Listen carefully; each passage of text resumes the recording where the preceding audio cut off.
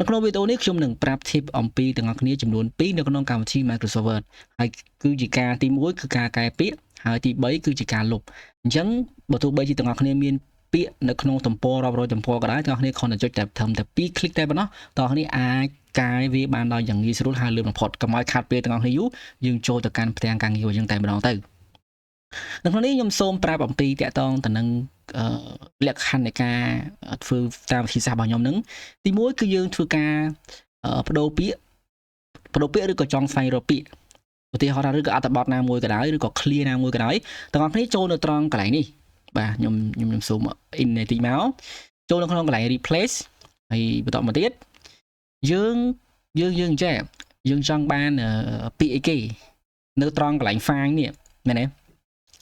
នៅត្រង់កន្លែង file នេះយើងចង់បានពាក្យអីគេយើងសរសេរទៅតែយើងចង់រកពាក្យឬក៏កន្លែង replace នេះជាស្រ័យណាកន្លែង replace នេះគឺបើន័យថាគឺកែបើន័យថាឥឡូវនេះយើងចង់កែពាក្យអីខ្ញុំចង់កែពាក្យប្រព័ន្ធហើយយើងវាយអញ្ចឹងទាំងអស់គ្នាតែប៉ិតដំបូងវាអត់មានដូចខ្ញុំអញ្ចឹងទេអញ្ចឹងទាំងអស់គ្នាត្រូវធ្វើម៉េចទាំងអស់គ្នាត្រូវវាយជាអក្សរខ្មែរមកបើយើងចង់កែជាអក្សរខ្មែរអញ្ចឹងណាបាទប្រព័ន្ធខ្ញុំវាយអញ្ចឹងមកបន្តមកទៀតយើងចង់ replace យើងចង់បដូរប្រព័ន្ធទៅជាអីខ្ញុំដាក់ថាប្រព័ន្ធនឹងទៅជា system បាទអញ្ចឹងអានេះយើងបានន័យថា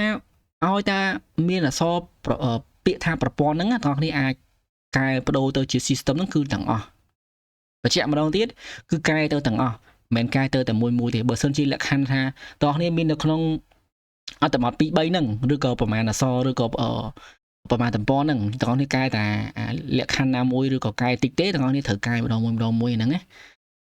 ប៉ុន្តែគឺមានវិធីសាស្ត្រកែទៀតក៏នៅតែលឿនដែរអានេះយើងកែទាំងអស់កែម្ដងទាំងអស់គ្នាមិនអាចទៅលុបប្រព័ន្ធពាក្យប្រព័ន្ធនឹងទាំងអស់បានទេព្រោះអានេះយើងនិយាយមកទំព័រយើងប្រើរយៈពេលប្រហែលដើម្បីទៅលុបវាចោលដល់ចុះតម្រាំ10ទំព័រ100ទំព័រ200ទំព័រយើងត្រូវធ្វើម៉េចវាចាយពេលយូរអញ្ចឹងយើងត្រូវធ្វើម៉េចប្រើវិធីសាស្ត្រកាត់ឬក៏ប្រើវិធីសាស្ត្រដែលត្រូវប្រើតិចនេះខ្ពស់ដើម្បីឲ្យការងារយើងមានប្រសិទ្ធភាពហើយយើងធ្វើការងារលឿនទៅយើងអាចអង្គុយលេងបានអញ្ចឹងនៅពេលដែលយើងធ្វើអញ្ចឹងហើយយើងចុចពាក្យគេយើងចុចពាក្យថា replace all អញ្ចឹងឲ្យតែមានពាក្យថាប្រព័ន្ធនឹងវានឹងបដូរទៅជាពាក្យ system បានទាំងអស់យើងចុចថា replace all បាទបងប្អូននឹងឃើញនេះ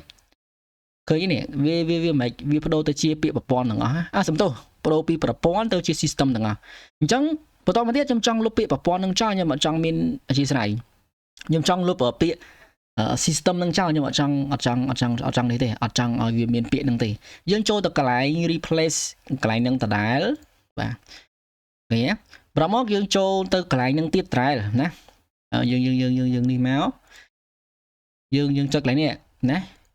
ពាក្យ system នឹងដដែលយើងបដូរទៅជានេះវិញព្រោះបើយើងយកពាក្យប្រព័ន្ធនេះយើងវា file word ហ្នឹងនិយាយថាយើងរកអត់ឃើញទេព្រោះដោយសារយើងលុបចោលអស់ហើយពាក្យប្រព័ន្ធហ្នឹងយើងបដូរទៅជាប្រព័ន្ធទៅជា system វិញប្រហែលទៀតយើងវាយទៅពាក្យថា system ណា system ហើយនៅត្រង់កន្លែង replace នេះយើង replace ដាក់ថា no blank អញ្ចឹងមកយើងមិនដាក់អីទាំងអស់អញ្ចឹងយើងពាក្យថា replace all ឃើញទេអញ្ចឹងឲ្យតែមិនឲ្យតែហ្នឹងគឺវាលុបទាំងអស់ឃើញអត់នេះ system តង់សុងទៀតមិញវាលុបឲ្យអស់ហើយវាអត់មានត្រូវការនឹងទេអញ្ចឹងឃើញការងាររបស់គ្នាមានលឿនអត់ហើយមានប្រសិទ្ធភាពអត់ yes មានប្រសិទ្ធភាពហើយលឿនមែនតើហើយទាំងអស់គ្នាការងារគេដាក់ឲ្យមកមួយថ្ងៃទាំងអស់គ្នាធ្វើមួយថ្ងៃយើងអាចថាការងារទាំងអស់ហ្នឹងទាំងអស់គ្នាអាចធ្វើមួយថ្ងៃបើសិនជាលុបមួយប៉ុន្តែបដូរទៅជាទាំងអស់គ្នាចាយពេលបើសិនជាមើលវីដេអូនេះហើយទាំងអស់គ្នាត្រូវចាយពេលប្រហែលត្រឹមតែមិនដល់5នាទីផងទាំងអស់គ្នាអាចលុបពាក្យទាំងអស់ហ្នឹងបានហើយឃើញលឿនអត់លឿនមួយទៀតយើងចង់ស្វែងរកពាក្យចង់កាយចង់អីអញ្ចឹងណាប៉ុន្តែទាំងអស់គ្នាអាហ្នឹងត្រូវដឹងត្រូវយល់ខ្លួនឯងដែរណាវាមិនមែនថានេះគ្រាន់តែខ្ញុំឲ្យយើងស្វែងរកគឺលឿនណាលឿនតាមអ្វីដែលយើងអាចធ្វើទៅបានអានេះយើងថាប្រើផ្លូវកាត់អញ្ចឹងណាយើងចូលទៅកន្លែង view អូខេចូលទៅកន្លែង view ហើយយើងយកពាក្យថានេះnavigation pane នេះណាបាទបន្តមកទៀតយើងចុចទៅកន្លែង page ណាតែពិតវាមានវិធីសាស្ត្រមួយទៀតគឺវាងាយស្រួលជាងនឹងបាទយើងប្រើនេះក៏បានដែរបន្តមកយើងចង់រកអីយើងចង់រកពីអីឥឡូវខ្ញុំ come back មកវិញសិនខ្ញុំចង់ឲ្យវាមានប្រព័ន្ធមិញទីមិញណាបាទខ្ញុំចង់ស្វែងរកពាក្យថាប្រព័ន្ធមែនទេមិនប្រពន្ធទេណាបងប្អូនបាទប្រព័ន្ធអញ្ចឹងវានឹងធ្វើការ filter ឲ្យយើងទាំងអស់ហើយអានេះយើងនិយាយពីតំបន់បើវាមាន2 3ទំព័រក៏វា filter ឲ្យយើងដែរថា តំពហ្នឹងវាមានបានតំពអញ្ចឹងទៅហើយចំណុចពិសេសកន្លែងហ្នឹងណាបើសិនជាឧទាហរណ៍ថាយើងមានតំពទី1ទី3ទី5ទី10អញ្ចឹងវា filter ឲ្យហ្មងវាអត់មានអញ្ចឹងចាំមើលធម្មតាយើងមិនមានតំពអញ្ចឹងទៅទេបាទតំព1 2 3អញ្ចឹងប៉ុន្តែបើសិនជាតំពទី2នេះវាអត់មានទេអញ្ចឹងវាអត់ filter ឲ្យយើងទេណាចំណុចល្អត្រង់ហ្នឹងគឺវាចំណុចល្អពិសេសកន្លែងហ្នឹងគឺវាបែបហ្នឹងវិធីសាស្ត្រហ្នឹងណា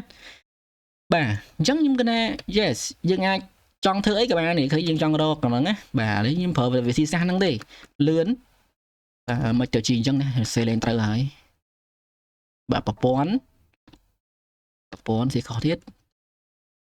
បាទឃើញអត់វា select ឲ្យទាំងអស់ឲ្យតែមានពាក្យថាប្រព័ន្ធប៉ុន្តែទាំងគ្នាសេឲ្យត្រូវបើទៅសេខុសក៏វាមិន select ឲ្យដែរ yes ទាំងអស់គ្នាខ្ញុំគិតថា tip ពីរនេះគឺសំខាន់សម្រាប់ការងាររដ្ឋបាលមែនទែនជួនកាលគាត់វាយខុសវាយអីគាត់ត្រូវកាយអញ្ចឹងណាគាត់មិនអាចទៅ check មើលម្ដងមួយទេបាទអានេះយើងនិយាយមកទំព័រយើងត្រូវការ check វាលឿននេះចុះបើយើងរាប់រយទំព័រហើយការងារយើងច្រើនណាស់ដល់គង់ឆែកអញ្ចឹងណាវាមិនឈួតមនុស្សមិនវិកលចរិតមនុស្សបាត់ហើយ